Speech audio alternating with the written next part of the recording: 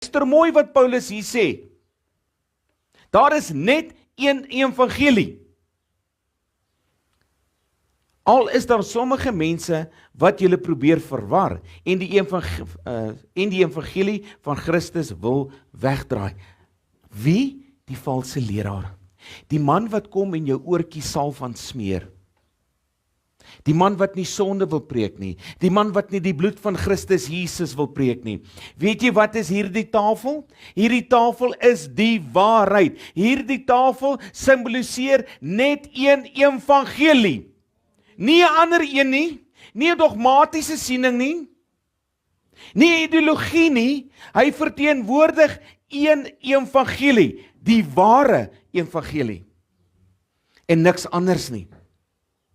Hy kom, in vers 8, maar selfs al sou ons, of 'n engel uit die hemel, 'n evangelie aan julle verkondig, in stryd met wat ons aan julle verkondig, laat hom vervloek wees. Is dit nie kragtig wat Paulus hier sê nie? Wow! As 'n leraar sidder ek oor hierdie woorde. As 'n leraar dink ek voordat ek iets vir die gemeente sê. Hoekom? Want hy sê as daar valsheid in jou woorde en jou lering is jy wat? 'n vervloeking. Gaan lees Openbaring 20. Daar's 'n spesiale plek vir daardie leraars. En dis nie baie aangename plek nie. Jy kan dit maar gaan lees in Openbaring 20. Vers 10. Probeer ek nou mense tevrede stel of God? Wow! Is dit nie vandag se samelewing nie? Wie wil die leraar tevrede stel? Sy tiende betalers. Sy mense wat vir hom inkomste bring.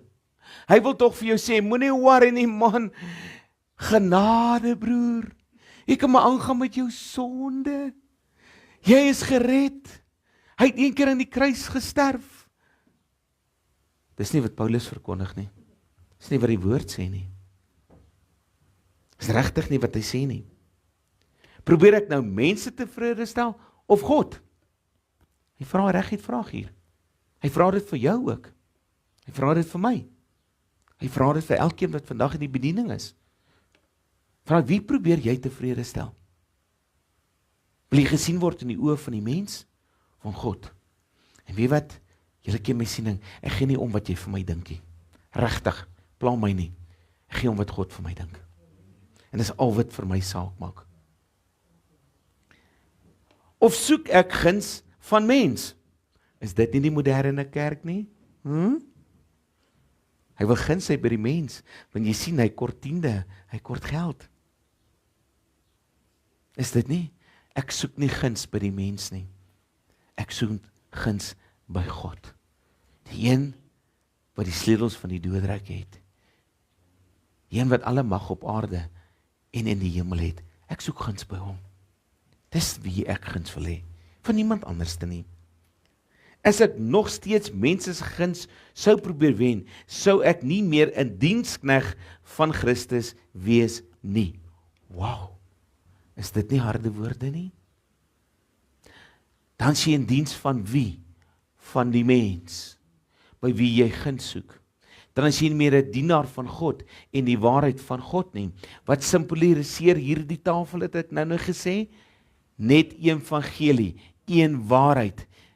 Ek staan in diens van Christus Jesus. Dan vra ek jou, in wie se diens staan jy? In wie se diens staan jy? Want onthou, dis nie net leraars wat die evangelie moet verkondig nie.